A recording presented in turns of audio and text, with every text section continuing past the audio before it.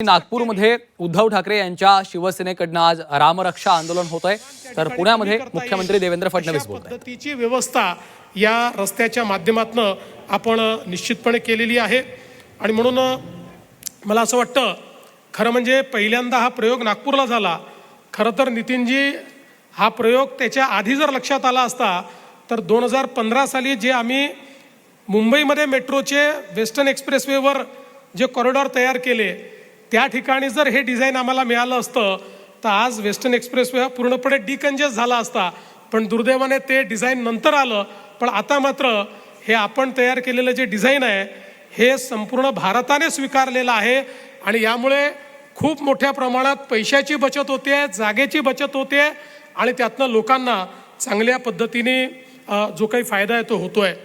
तळेगाव चाकण शिक्रापूर मार्ग 3923 कोटी रुपये, ज्याच्यामध्ये 53.20 किलोमीटरची ही लांबी आहे आणि या जमिनीला समांतर आहे आणि 26 किलोमीटर याच्यामध्येही उन्नत मार्ग आपण तयार केलेला आहे। याच्यामध्येही जवळपास 300 कोटी रुपयाचं अपफ्रंट प्रीमियम हे आपल्या महाराष्ट्र सरकारला त्या ठिकाणी प्राप्त झालेलं आहे। त्यामुळे मला असं वाटतं की एक अतिशय इनोव्हेटिव्ह, मला असं वाटतं महाराष्ट्रातच नाही संपूर्ण देशामध्ये नितीनजींच्या नेतृत्वात खूप वेगवेगळ्या प्रकारचे ज्याला म्हणतो प्रोजेक्ट्स तयार झाले, त्याचे डिझाईन तयार झाले आणि त्याचे फायनान्सिंग पॅटर्न्स तयार झाले। आता हा एक नवीन पॅटर्न आपण शोधून काढलेला आहे आणि त्यातनं ज्या ठिकाणी खूप मोठ्या प्रमाणात रहदारी आहे, वाहतूक आहे, जिथे जास्त वाहनं जातात त्या ठिकाणी कदाचित नुसतं BOT आपण केलं असतं तर यातला बराचसा जो काही फायदा आहे हा विकासकाला गेला असता।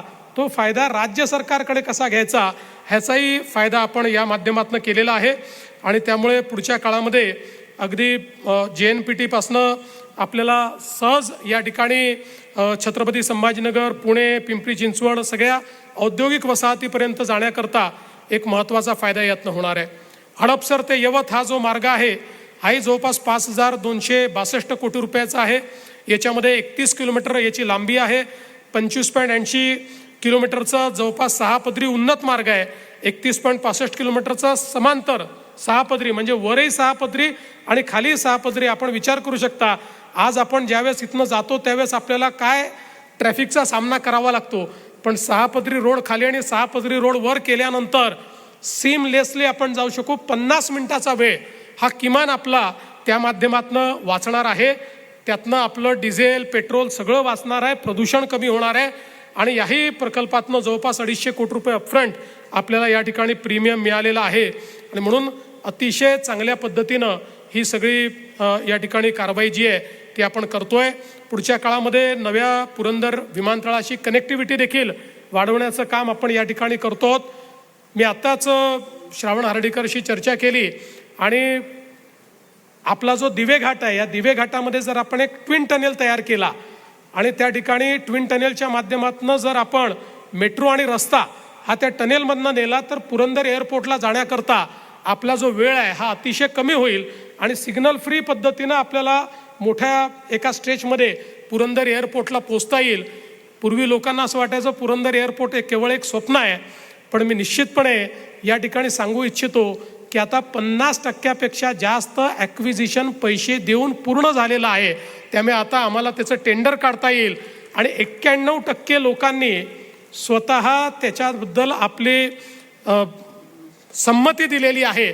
आता केवळ त्यांच्या खात्यामध्ये पैसे जाणं बाकी आहे, पैसे डुडी सगळे आपल्याला मिळालेलेच आहेत, त्यामुळे पैशाची कुठलीही कमतरता नाही। त्यामुळे आता जवळपास ऑगस्टपर्यंत हे ॲक्विजिशन पूर्ण होईल आणि मला सांगताना आनंद वाटतो की देशाच्या इतिहासातलं फास्टेस्ट ॲक्विजिशन आजपर्यंत कुठल्याही विमानतळाचं इतक्या वेगानं 6 महिन्यात संपूर्ण ॲक्विजिशन पूर्ण होणं हा एक रेकॉर्ड आहे। त्यामुळे मला असं वाटतं की निश्चित जिल्हा प्रशासन, त्यानंतर MIDC असेल, वेगवेगळे आपले जे काही सगळे या ठिकाणी अधिकारी असतील, सगळ्यांचं मी अतिशय मनापासून अभिनंदन करतो की इतक्या फास्ट आपण हे केलेलं आहे आणि आमचा प्रयत्न असेल की यावर्षीच याचं सगळं टेंडर प्रक्रिया पूर्ण होऊन याचं काम सुरू व्हावं आणि जोपर्यंत हा एअरपोर्ट तयार होईल तोपर्यंत मेट्रो आणि रस्ता डेडिकेटेड या ठिकाणी पोचला पाहिजे आणि त्या दृष्टीने मला विश्वास आहे की पुढच्या काळामध्ये हे काम देखील आपण हातामध्ये घेऊ.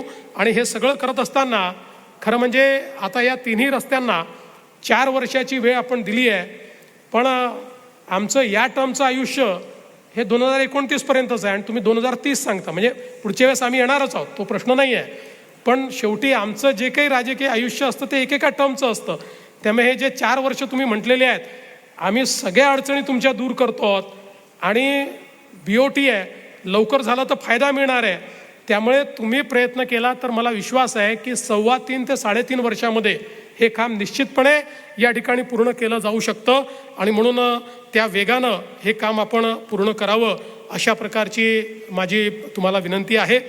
खरं तर आपण पाहू शकतो की गडकरी साहेबांनी सांगितले खरं आहे, पुणे आणि पिंपरी चिंचवड 2011लाच 50 लाखाच्या वर गेलं. आता कदाचित नवीन पुढच्या वर्षी जेव्हा आकडे येतील त्यावेळी 80 लाखाच्या वर ही 2 शहरं मिळून जातील. आता हे एक प्रकारे सगळ्यात मोठं अर्बन ॲग्लोमरेशन म्हणून याच्याकडे आपण पाहतो. पण त्याचसोबत हे आपलं ग्रोथ इंजिन आहे. जवळपास 6.25 लाख कोटीचं या ठिकाणी GDPचं कॉन्ट्रीब्युशन देणारी ही 2 शहरं आहेत.